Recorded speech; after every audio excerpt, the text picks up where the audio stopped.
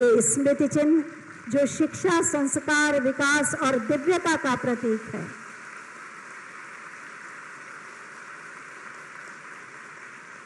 बहुत बहुत धन्यवाद। माननीय प्रधानमंत्री जी की प्रेरणा और मार्गदर्शन से उत्तर प्रदेश को कीर्तिमानों के शिखर पर ले जा रहे हैं माननीय मुख्यमंत्री माननीय श्री योगी आदित्यनाथ जी। मैं बहुत ही आदर के साथ उनसे अनुरोध करूंगी कि अपने उद्बोधन से सभी का स्वागत करें।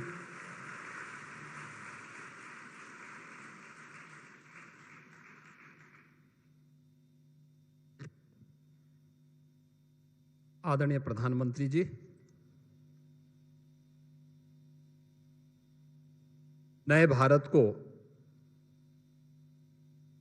वैश्विक मंच पर प्रतिष्ठा दिलाने, भारत की 140 करोड़ की आबादी की आशा और आकांक्षाओं को एक नई उड़ान देने के साथ ही दुनिया की सबसे प्राचीन नगरी, आध्यात्मिक और सांस्कृतिक नगरी के रूप में विख्यात अविनाशी काशी को आपने जो एक नई पहचान दी है, आज आपका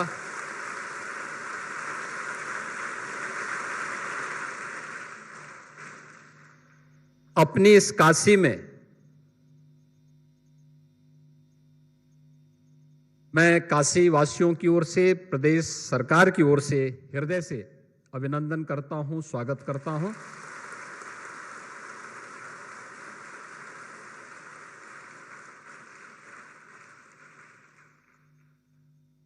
आप जब भी काशी में आते हैं या तो कुछ न कुछ देश के अंदर नया कुछ दे करके आते हैं, और इस बार आपका विजिट अनेक उपलब्धियों से भरा हुआ है। चंद्रयान की सफलतम और अभूतपूर्व सफलता के बाद दुनिया के G20 समूह, यानी जो दुनिया का नेतृत्व करते हैं, वसुधैव कुटुंबकम के भाव को वैश्विक मंच पर जिस सफलता से भारत की शक्ति और सामर्थ्य को दुनिया के नेताओं ने देखा है, वह नए भारत का दर्शन 140 करोड़ लोगों को कराता है।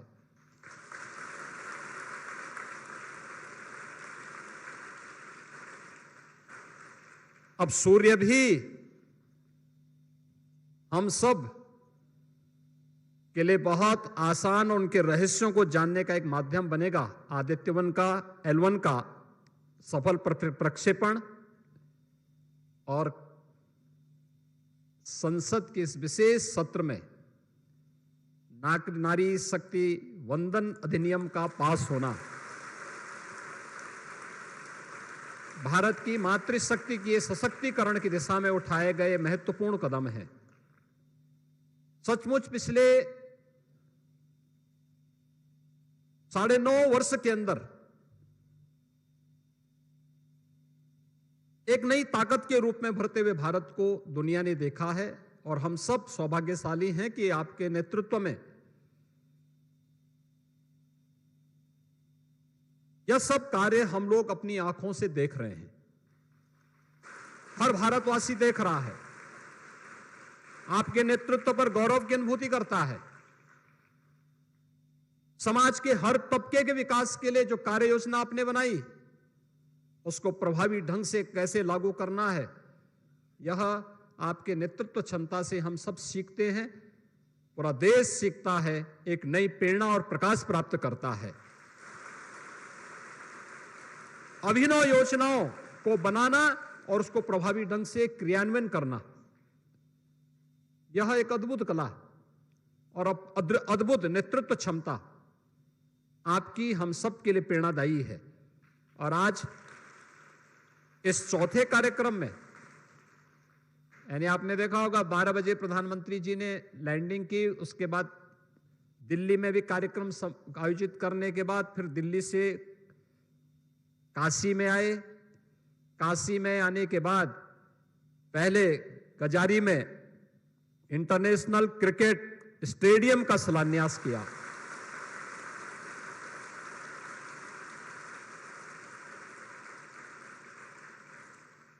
भारतीय क्रिकेट कंट्रोल बोर्ड के द्वारा बनाए जाने वाला उत्तर प्रदेश में पहले स्टेडियम है।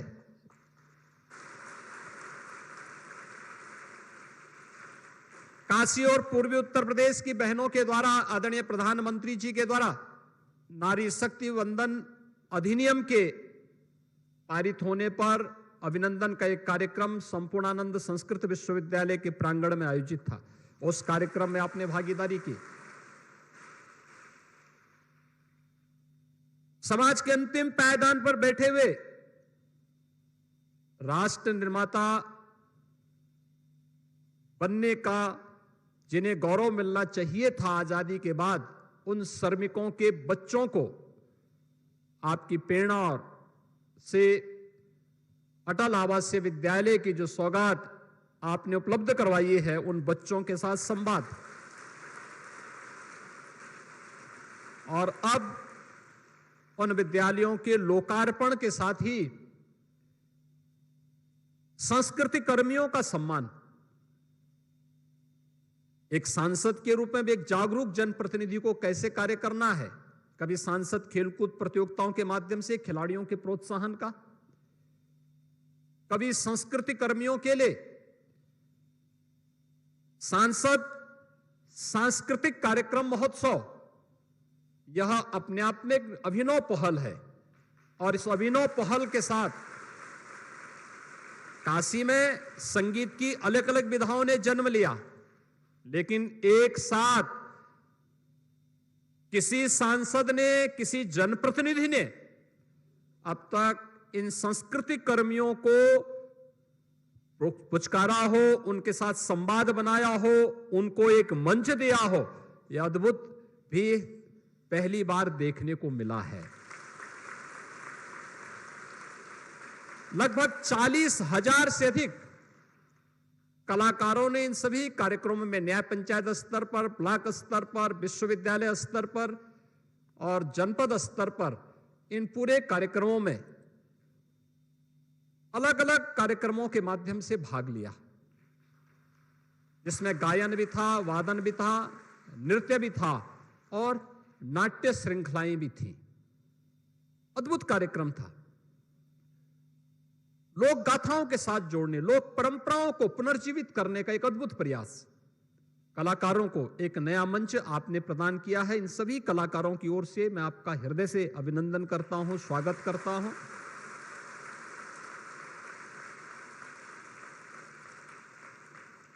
अपने परंपरा और संस्कृति को क्षुण्ण कैसे बनाए रखना है, यह उस पर एक बहुत बड़ा मील का पत्थर साबित होने जा रहा है। और मैं इस अवसर पर 18 अटल आवासीय विद्यालय जो प्रदेश के अंदर पहला सत्र उनका प्रारंभ हो चुका है, उनमें से 16 तो बनकर के पूरी तरह तैयार हो चुके हैं। अगले 2 महीने के अंदर और पूरे तैयार हो जाएंगे। तो 18 अटल आवासीय विद्यालयों में पहला सत्र प्रारंभ हुआ है। मुझे याद है जब बीओसी बोर्ड के रूप में आपने मुझे प्रदेश में मुख्यमंत्री पद का दायित्व दिया, और तब आपसे जब मैं मिलने के लिए गया था तो आपने कहा श्रमिकों के लिए क्या कार्य हो रहा है। और उस समय बीओसी बोर्ड के से जुड़े हुए श्रमिकों के बच्चों के लिए इस प्रकार की एक परिकल्पना को साकार करने के लिए आपने आदेश दिया था।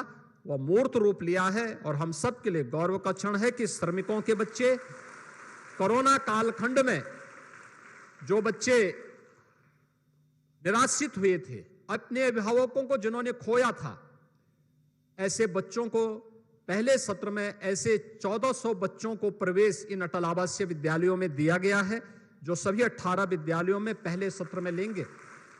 इसमें बालक और बालिकाओं के लिए स्पोर्ट्स पर जो आपका ध्यान है, स्पोर्ट्स पर भी, स्किल डेवलपमेंट पर भी, और राष्ट्रीय शिक्षा नीति के अनुरूप वहां के करिकुलम को आगे बढ़ाने के लिए भी इस पर पूरा ध्यान दिया गया है। शिक्षकों का और सभी प्रकार का जो भी फैकल्टी वहां पर, उनका प्रशिक्षण का एक विशेष कार्यक्रम लखनऊ में पहले ही संपन्न हो चुका है। और यह सत्र आपके उद्घाटन के साथ ही ये सभी विद्यालय कल से अपने कार्यक्रम को आगे बढ़ा करके अपने नए सत्र के साथ आगे बढ़ना प्रारंभ करेंगे और यह एक अभिनव सोच के साथ शिक्षा के क्षेत्र में और राष्ट्रीय शिक्षा नीति को प्रभावी ढंग से लागू करने के माध्यम बनेंगे। आज आपने अपने बहुमूल्य समय से इन सभी कार्यक्रमों में आकर के उत्तर प्रदेश में काशी में आकर के, अविनाशी काशी में आकर के आपका सानिध्य प्राप्त हो रहा है। मैं एक बार फिर से प्रदेशवासियों की ओर से, काशी वासियों की ओर से आपका हृदय से स्वागत और अभिनंदन करता हूं। जय हिंद।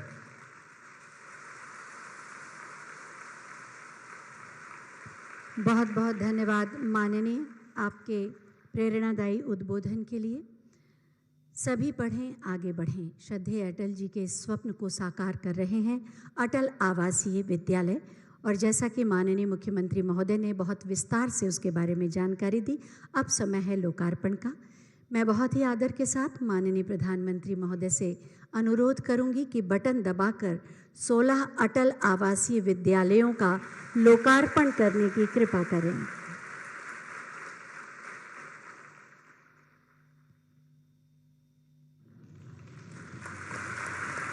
सोलह अटल आवासीय विद्यालय 1115 करोड़ की लागत से बने, आज भेंट कर दिए गए, जिससे वंचित श्रमिकों के बच्चे और निराश्रित बच्चे उच्च शिक्षा प्राप्त कर सकें निःशुल्क। आर्थिक विपन्नता किसी रूप में उनके मार्ग में बाधा न बने। बहुत बहुत धन्यवाद माननीय।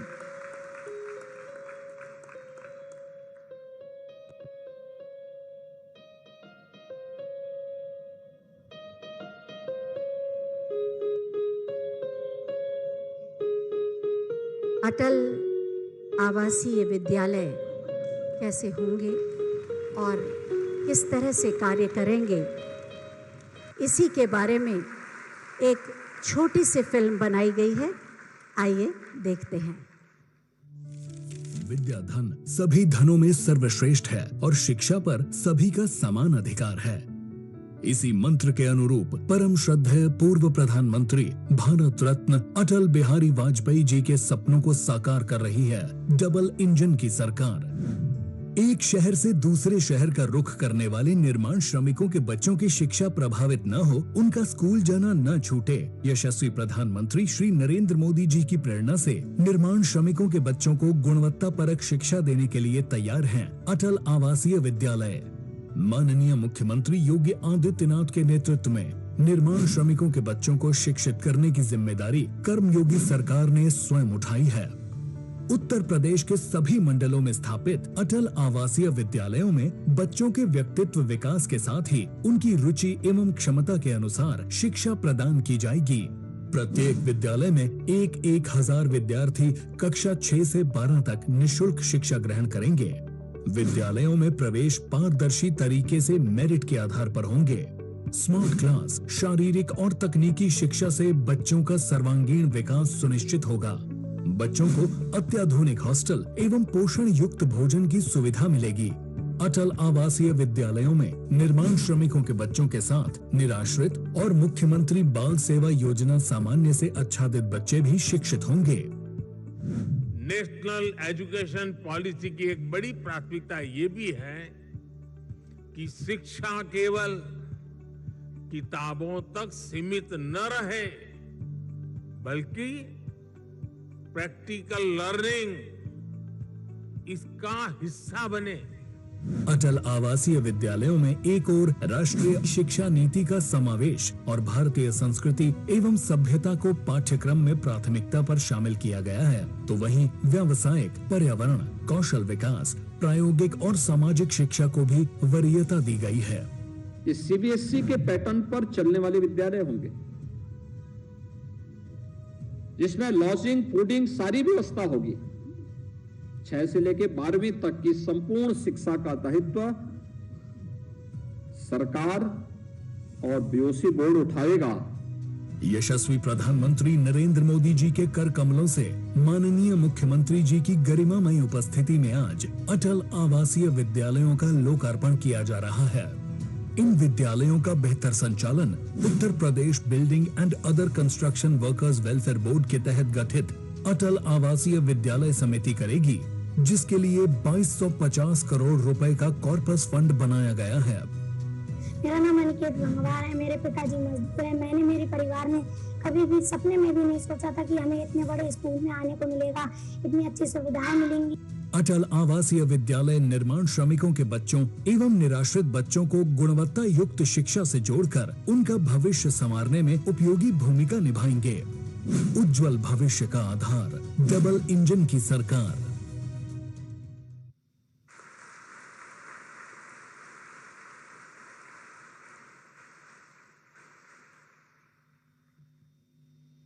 माननीय प्रधानमंत्री जी कहते हैं, खेलोगे तो खिलोगे, और हमेशा खेल प्रतिभाओं और खेलों को प्रोत्साहित करते रहते हैं। और इसी क्रम में आज उन्होंने अंतर्राष्ट्रीय क्रिकेट स्टेडियम का भी शिलान्यास किया है।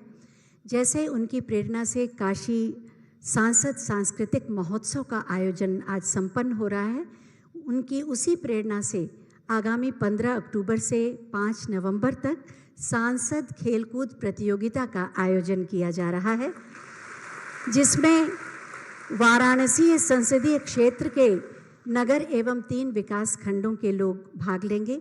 5 आयु वर्ग श्रेणी में ये प्रतियोगिताएं होंगी और 27 प्रकार के खेल होंगे। आज उसके रजिस्ट्रेशन के लिए उसके पोर्टल, QR कोड और वेबसाइट का शुभारंभ किया जाएगा। मैं माननीय प्रधानमंत्री महोदय से अनुरोध करूंगी कि सांसद खेलकूद प्रतियोगिता के पोर्टल, QR कोड और वेबसाइट का शुभारंभ बटन दबाकर करने की कृपा करें। 15 अक्टूबर से 5 नवंबर तक।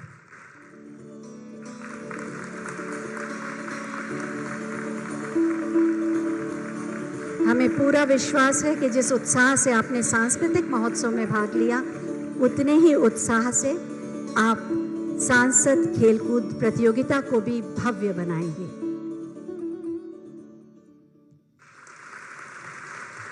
और अब बारी है काशी सांसद सांस्कृतिक महोत्सव के अंतर्गत प्रथम स्थान पाने वाले विजेताओं को पुरस्कृत करने की। काशी सांसद सांस्कृतिक महोत्सव ने उन प्रतिभाओं को भी एक मंच दिया जो वर्षों से भूल चुके थे, क्योंकि 10 से लेकर 40 वर्ष तक के अधिक के कलाकारों ने इसमें अपनी प्रतिभा का प्रदर्शन किया। संगीत की तीनों विधाओं में गायन, वादन, नृत्य और नाट्य अभिनय के माध्यम से। सबसे पहले एकल समूह के विजेता, एकल वर्ग के विजेता सामने आएंगे। मैं माननीय प्रधानमंत्री महोदय से अनुरोध करूंगी कि इन्हें प्रमाण पत्र और मेडल देकर पुरस्कृत करें। एकल श्रेणी में सबसे पहले श्री कृष्णा मिश्रा, 10 से 18 वर्ष की आयु वर्ग में सितार वादन के माध्यम से आपने प्रथम पुरस्कार पाया। बनारस घराने से ताल्लुक रखते हैं, पारिवारिक पृष्ठभूमि भी संगीत की रही है। तालियों का आशीर्वाद।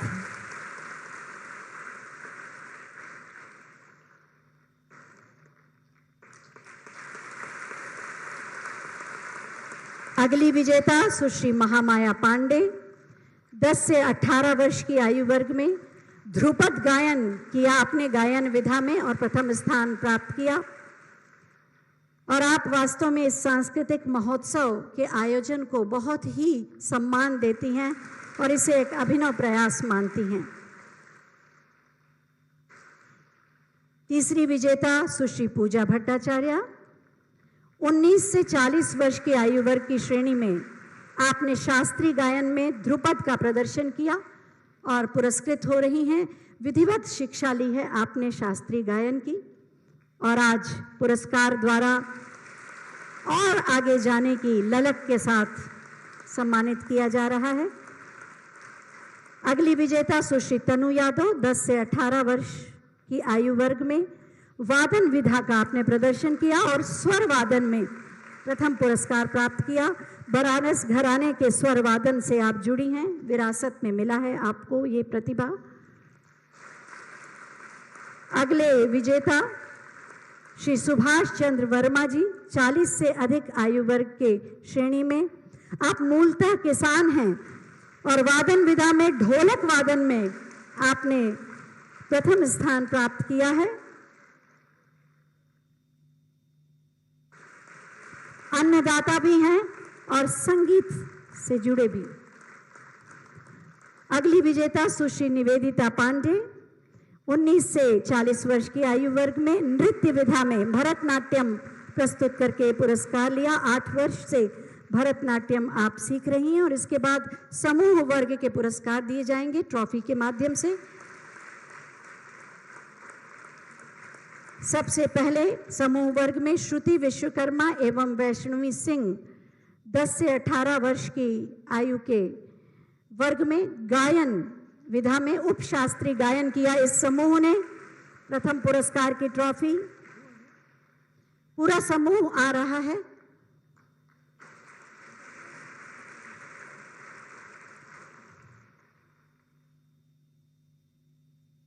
और उसके बाद ब्रजभान मरावी समूह 40 से अधिक वर्ष की आयु वर्ग में नृत्य विधा में जनजातीय नृत्य कर्मा नृत्य प्रस्तुत किया और इसमें पुरस्कृत हो रहे हैं। और उसके बाद शांभवी टंडन समूह नुक्कड़ नाटक 10 से 18 वर्ष की आयु वर्ग में।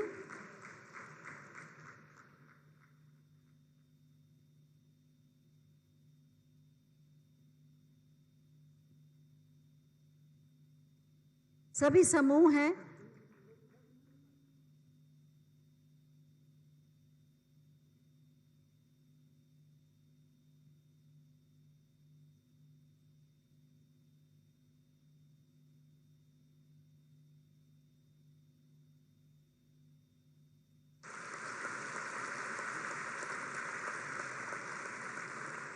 और इसके बाद जीवन ज्योति स्कूल समूह 10 से 18 वर्ष की आयु का नृत्य विधा में प्रदर्शन किया, भरतनाट्यम के द्वारा पुरस्कृत।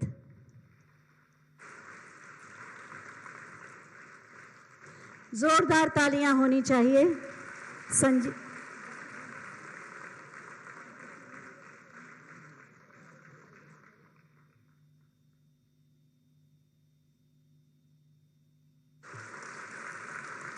शांभवी टंडन समूह के लोग पुरस्कृत हो रहे हैं।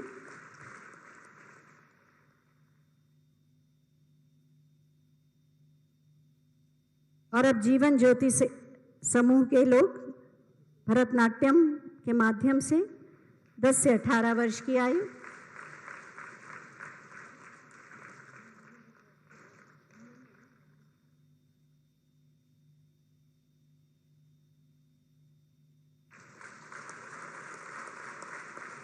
वास्तव में इस महोत्सव ने बनारस की सांस्कृतिक चेतना का पुनर्जागरण किया। बहुत बहुत धन्यवाद माननीय, बहुत बहुत धन्यवाद माननीय। आपका आशीर्वाद,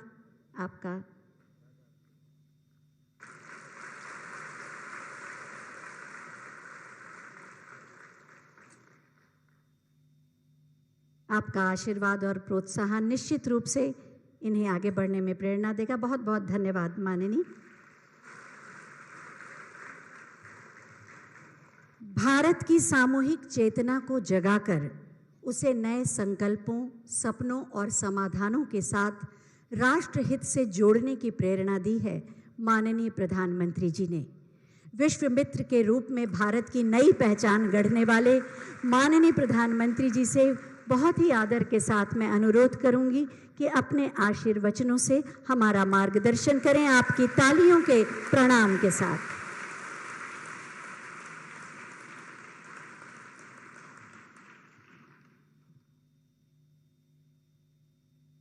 हर हर महादेव।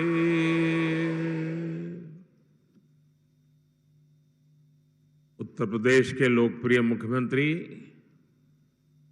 श्रीमान योगी आदित्यनाथ जी, मंच पर उपस्थित सभी महानुभाव,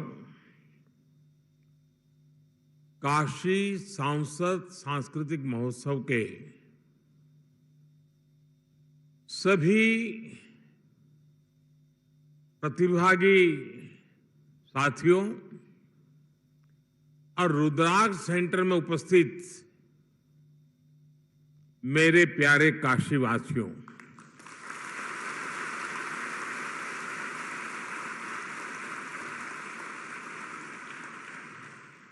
बाबा के आशीर्वाद से काशी का सम्मान आज नीत नई नई ऊंचाइयों को छू रहा है।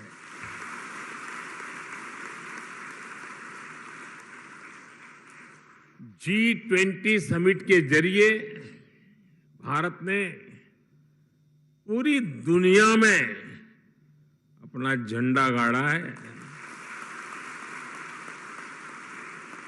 लेकिन उसमें काशी की चर्चा विशेष है।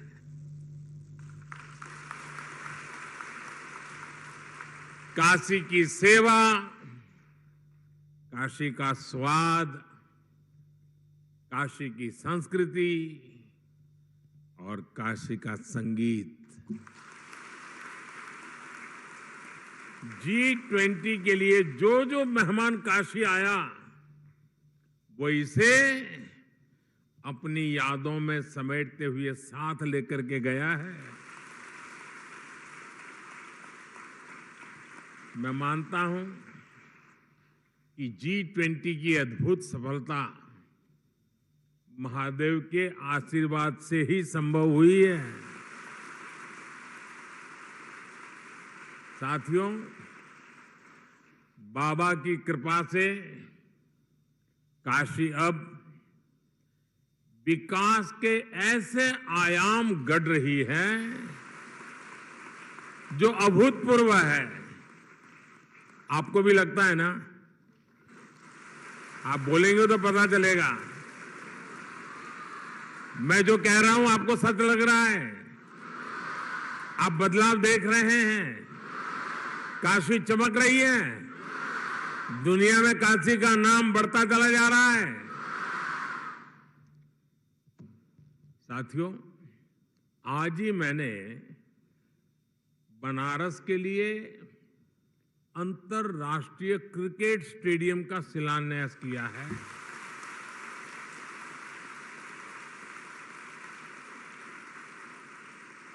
और अभी अभी मुझे यूपी के 16 अटल आवासीय विद्यालयों के लोकार्पण का अवसर भी मिला है।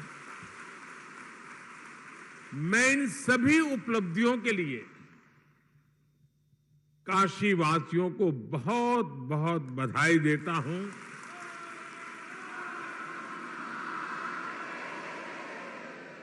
उत्तर प्रदेश के लोगों को बधाई देता हूं। मेरे श्रमिक परिवारों को बधाई देता हूं। मेरे परिवारजनों, 2014 में जब मैं यहां आया था तो मैंने जिस काशी की कल्पना की थी, विकास और विरासत का, वो सपना अब धीरे धीरे साकार हो रहा है।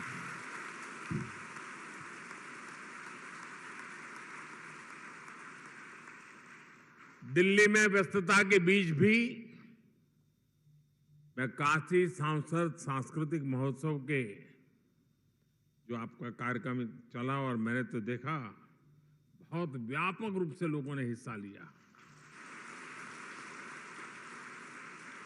तो मैं कभी रात को देर से पहुंचता था तो भी 2, 5, 10 मिनट निकाल के वीडियो देख लेता था क्या चल रहा है।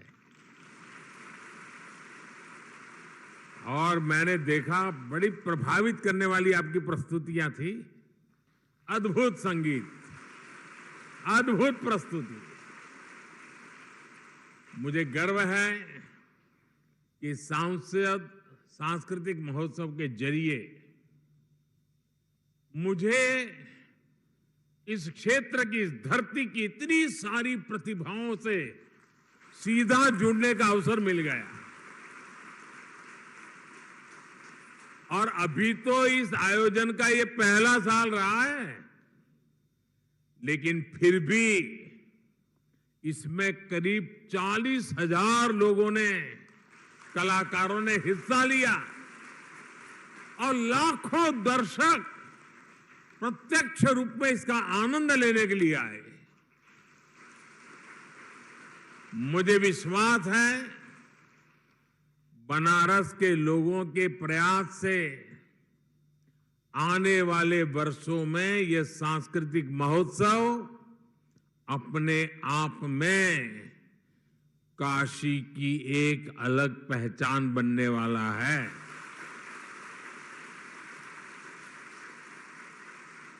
इसका सामर्थ्य इतना बढ़ने वाला है, हर कोई लिखेगा कि मैंने हिस्सा लिया था, मैंने उस स्पर्धा में इनाम पाया था। और दुनिया भी पूछेगी अच्छा उसमें आप नंबर लाए थे, तो आ जाइए, आपके इंटरव्यू की जरूरत नहीं है, ये होने वाला है। ये देश दुनिया के पर्यटकों के लिए ये हमारा काशी आकर्षण का एक नया केंद्र भी बनेगा, ये मान के चलिए। मेरे परिवारजनों, काशी और संस्कृति एक ही चीज के, एक ही ऊर्जा के दो नाम है, आप उनको अलग कर ही नहीं सकते। और काशी को तो देश की सांस्कृतिक राजधानी होने का गौरव प्राप्त है। और काशी की तो गली गली में गीत गूंजते हैं, और ये स्वाभाविक भी है, क्योंकि ये नटराज की अपनी नगरी है। और सारी नृत्य कलाएं नटराज के तांडव से ही प्रकट हुई है। सारे स्वर महादेव के डमरू से उत्पन्न हुए हैं।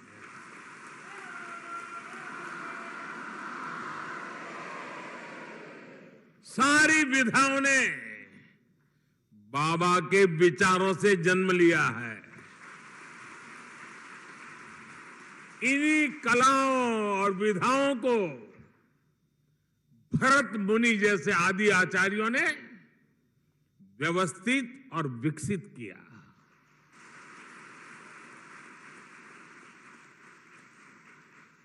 और काशी मतलब 7 वार 9 त्योहार,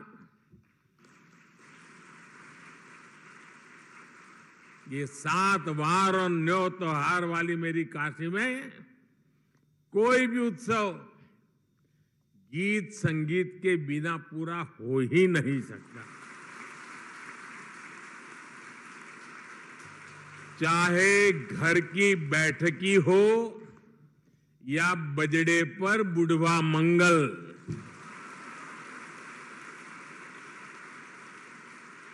भरत मिलाप हो या नाग नथैया, संकट मोचन का संगीत समारोह हो या देव दीपावली पर यहां सब कुछ सुरों में समाया हुआ है। साथियों, काशी में शास्त्रीय संगीत की जितनी गौरवशाली परंपरा है, उतने ही अद्भुत यहां के लोकगीत भी है। यहां तबला भी है, यहां शहनाई और सितार भी है, यहां सारंगी के सुर भी है, और यहां वीणा का वादन भी है। ख्याल, ठुमरी, दादरा, चेती और कजरी जैसी कितनी ही विधाओं को बनारस ने सदियों से सहेज कर रखा है। पीढ़ी दर पीढ़ी परिवारों ने, गुरु शिष्य परंपराओं ने भारत की इस मधुर आत्मा को जीवित बनाए रखा। बनारस का तेलिया घराना, पियरी घराना, रामापुरा कबीर चौरा मोहल्ले के संगीतज्ञ, ये विरासत अपने आप में कितनी समृद्ध रही है। बनारस के ऐसे कितने ही कलाकार हैं जिन्होंने पूरे विश्व में अपनी छाप छोड़ी है। मैं सबके नाम लेना शुरू करूंगा तो शायद कितने दिन निकल जाएं। कितने ही विश्व प्रसिद्ध नाम यहां अभी हमारे सामने उपस्थित है। मेरा सौभाग्य है कि मुझे बनारस के ऐसे कई सांस्कृतिक आचार्यों से मिलने का, उनके साथ समय बिताने का सौभाग्य मिला है। साथियों, आज यहां काशी सांसद खेल प्रतियोगिता के पोर्टल को भी लॉन्च किया गया है। सांसद खेल प्रतियोगिता हो, सांसद सांस्कृतिक महोत्सव हो, काशी में नई परंपराओं की ये तो शुरुआत है। अब यहां काशी सांसद ज्ञान प्रतियोगिता का भी आयोजन किया जाएगा। कोशिश यही है कि काशी के इतिहास, यहां की समृद्ध विरासत, यहां के त्योहार, यहां के खान पान के प्रति जागरूकता और बढ़े। सांसद ज्ञान प्रतियोगिता भी बनारस के शहरी और ग्रामीण इलाकों में अलग अलग स्तर पर आयोजित की जाएगी। साथियों, काशी के बारे में सबसे ज्यादा काशी के ही लोग जानते हैं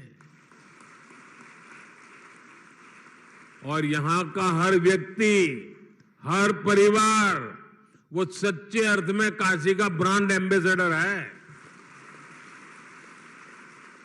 लेकिन साथ ही ये भी जरूरी है कि सभी लोग काशी के बारे में अपनी जानकारी को अच्छी तरह बता पाएं।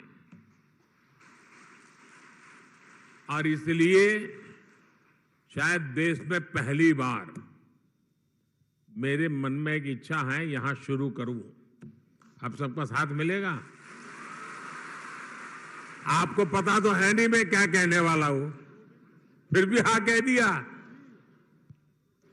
देखिए, कोई भी टूरिस्ट प्लेस होता है, यात्रा धाम होता है, तो आज के युग में उत्तम से उत्तम गाइड बहुत आवश्यक होते हैं।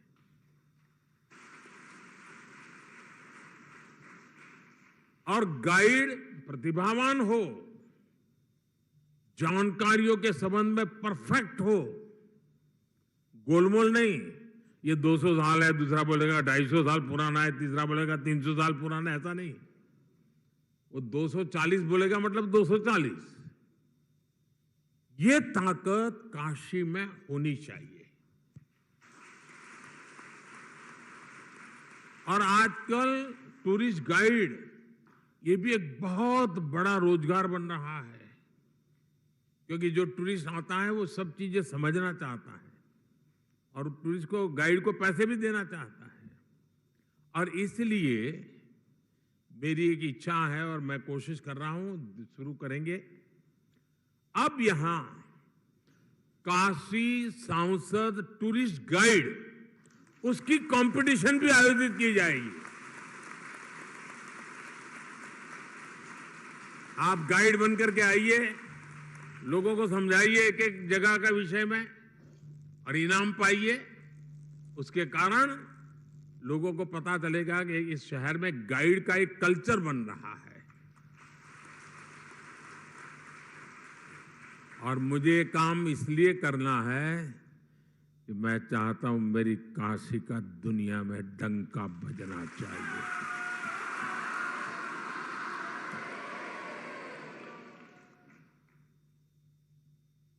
और मैं चाहता हूं कि पूरी दुनिया में अगर कोई कहीं गाइड की बात करे तो काशी के गाइड्स का नाम सबसे सम्मान से लिया जाए।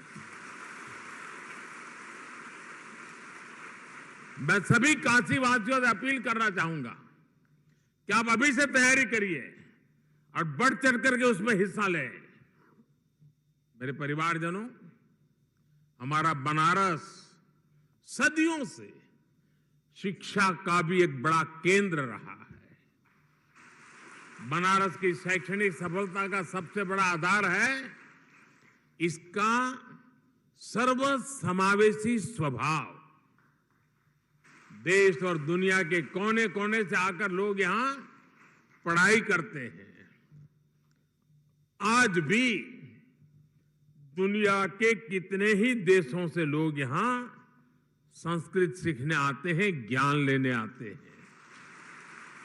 आज हमने इसी भावना को केंद्र में रखकर यहां से अटल आवासीय विद्यालयों का शुभारंभ किया है। आज जिन अटल आवासीय विद्यालयों का लोकार्पण हुआ है उन पर करीब 1100 करोड़ रुपए खर्च किए गए हैं। और ये स्कूल, इतने भव्य स्कूल, हमारे श्रमिक, हमारे हम मजदूरी करने वाले जो लोग हैं और समाज के जो सबसे कमजोर वर्ग हैं उनके बेटे बेटियों के लिए किया गया काम है। और इससे उनको अच्छी शिक्षा मिलेगी, संस्कार मिलेंगे, आधुनिकतम शिक्षा मिलेगी। जिन लोगों की कोरोना में दुखद मृत्यु हो गई उनके बच्चों को भी इन आवासीय विद्यालयों में निःशुल्क पढ़ाया जाएगा। मुझे बताया गया है कि इन स्कूलों में कोर्स के साथ साथ संगीत, कला, क्राफ्ट, कंप्यूटर और स्पोर्ट्स के लिए भी शिक्षक होंगे।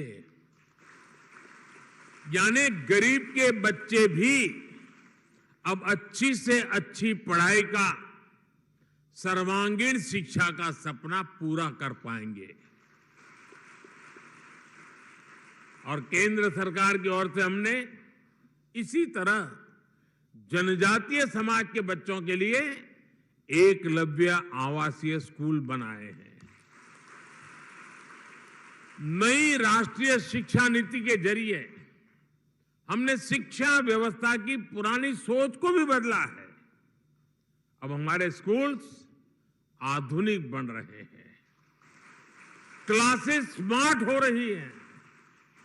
भारत सरकार ने देश के हजारों स्कूलों को आधुनिक बनाने के लिए पीएम श्री अभियान भी शुरू किया है।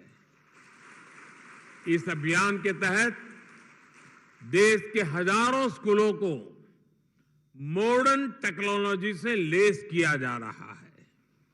साथियों, काशी में सांसद के तौर पर जो भी नए कार्यक्रम शुरू हुए हो रहे हैं उन सभी में मुझे आपका भरपूर सहयोग मिल रहा है।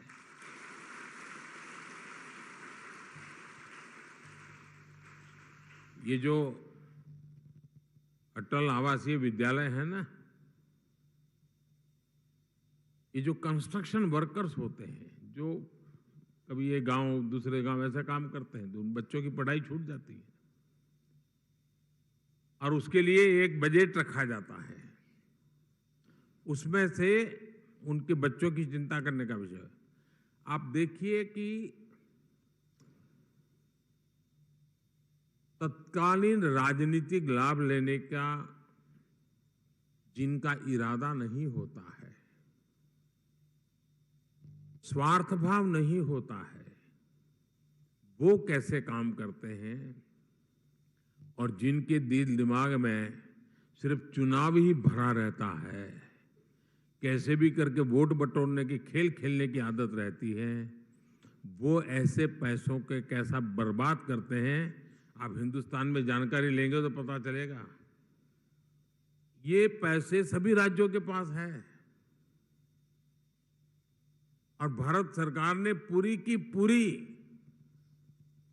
उनको छूट दे के रखी है।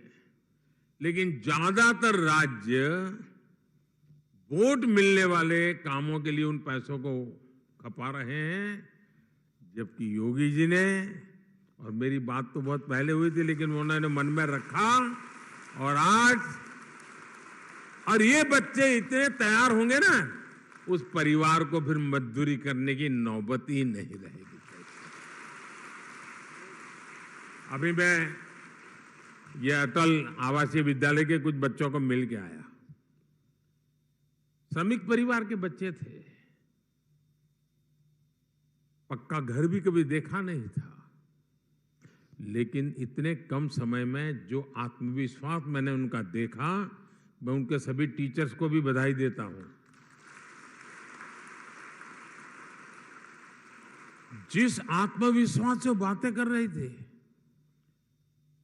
और प्रधानमंत्री को जिस प्रकार से वो ड्रिल कर रहे थे, ऐसे सवाल पूछ रहे थे। अब मैं भी तो कोई सिलेबस पढ़ के आया नहीं था, मुझे दिख रहा था कि इन बच्चों में स्पार्क है, सामर्थ्य है। और मैं पक्का मानता हूं दोस्तों, 10 साल के भीतर भीतर देखना, इस स्कूलों में से उत्तर प्रदेश की, काशी की आन बान शान निखरने वाली है।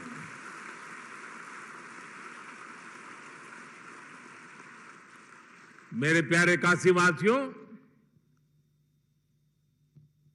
मुझ पर आपके आशीर्वाद ऐसे ही बनाए रखिए। इसी भावना के साथ आप सबका बहुत बहुत धन्यवाद। हर हर महादेव।